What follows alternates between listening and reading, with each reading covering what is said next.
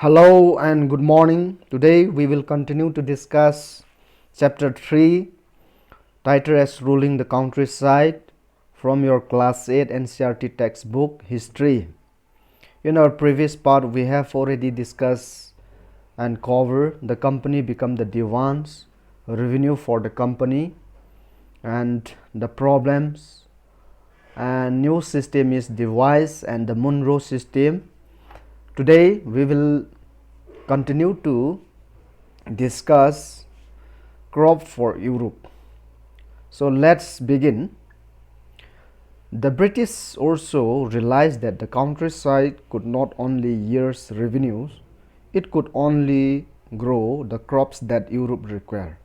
By the late 18th century, the company was trying its best to expand the cultivation of opiums and indigo.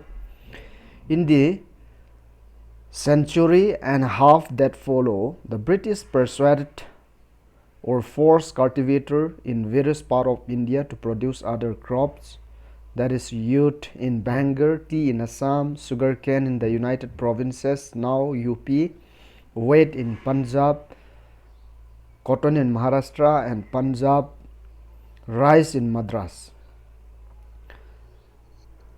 High demand of indigo.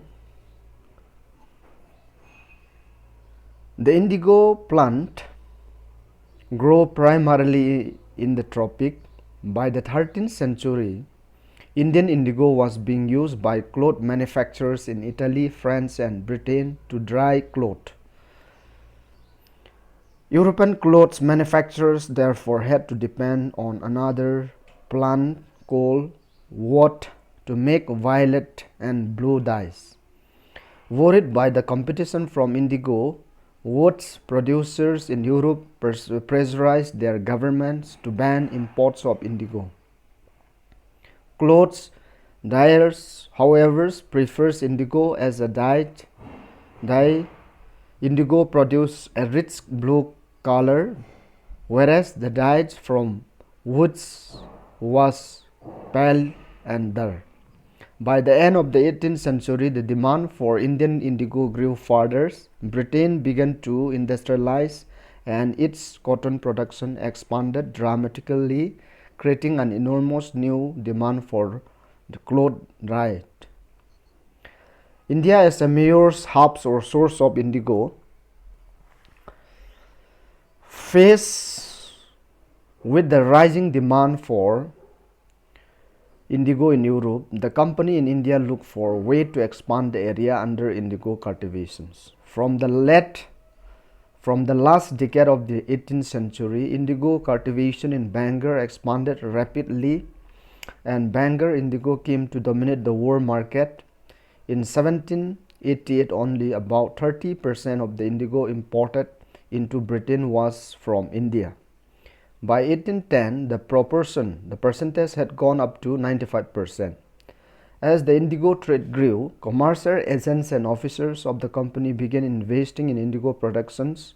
Over the years, many company officers left their jobs to look after their indigo business. Attracted by the prospect of high profit, numerous Scotsmen and Englishmen came to India and became a planter. Those who had no money to produce indigo could get loan from the company and the bank that were coming up at that time. So here is a pictures, a Morris cotton prints in the late 19th century in England. That is in the left side, and the right hand side print is a Kalamkari print 20th century India. So that is the comparisons between Indian prints and the British England print. And system of indigo cultivation.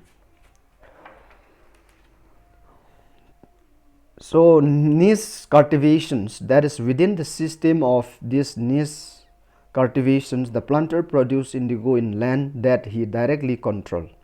He either bought the land or rented it from other zamindar and produced indigo by directly employing higher laborers. This is one of the picture where the laborers, the workers are harvesting indigo. And the problems with niche cultivations. The planter found it difficult to expand the area under niche cultivations. And indigo could be cultivated only on fertile land, and this well already densely populated. They attempted to lease in the land around the indigo factory and evict the peasants from the area, but this always led to conflict and tension. It was difficult to mobilize laborers. Niche cultivation on a large scale also required many plough bullocks. 1 bighah of indigo cultivation required 2 plough. This means that a planter with 1000 bighahs would need 2000 plough. Investing on purchase and maintenance of plough was a big problem. Till the late 19th century, planters were therefore reluctant to expand the area under niche cultivation. Less than 25% of the land producing indigo was under this system. The rest was under an alternative mode of cultivation, that is the roti system. So let us move on to the next slide, that is roti system. Under this roti system, the planter forced the rot to sign a contract, an agreement, that is sata, and at time they pressurized the village headman to sign the contract on behalf of the rot. Those who signed the contract got cash advances from the planter at a low rate of interest to produce indigo. But the loan committed the rot to cultivating indigo on at least 25% of the area under his holding. The planter provided the seeds and the drills, while the cultivator prepared the soil, sow the seed, and look after the crops. The procurement price for indigo was so less that cultivators were always in a debt trap. So the last is blue rebellions. In March 1859, thousands of rot in Bangors refused to grow indigo. As the rebellion spread, rot refused to pay rent to the planter and attacked indigo factories. Armed with sword and spear, bow and arrow, women turned up to fight with pot, pan, and kitchen implement. Those who worked for the planters were socially boycotted, and the gomastas, that is agents of the planter who came to collect rents, were beaten up. Rot swore they could no longer take advances to sow indigo, nor be bullied by the planter. Lattiyars, that is lathi wielding strongmen maintained by the planter. So why did the indigo peasant decide that they would no longer remain silent?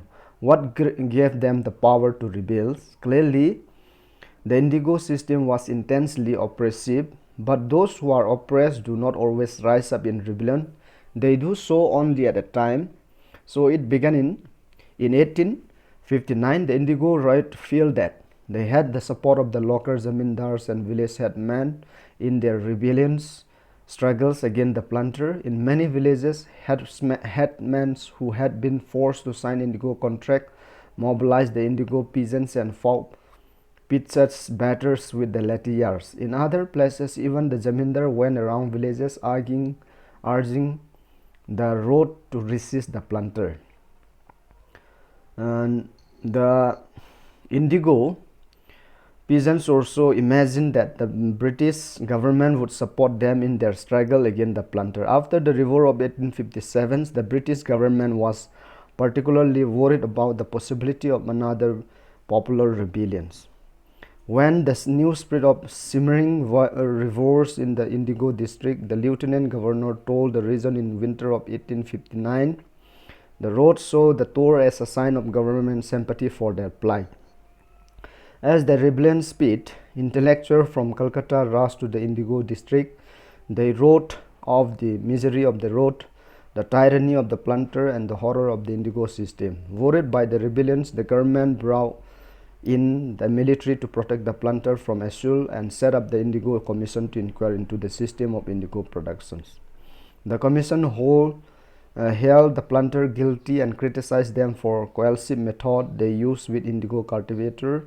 It declared that indigo production was not profitable for the road. The commission asked the road to fulfill their existing contract, but also told them that they could refuse to produce indigo in future. So That is the uh,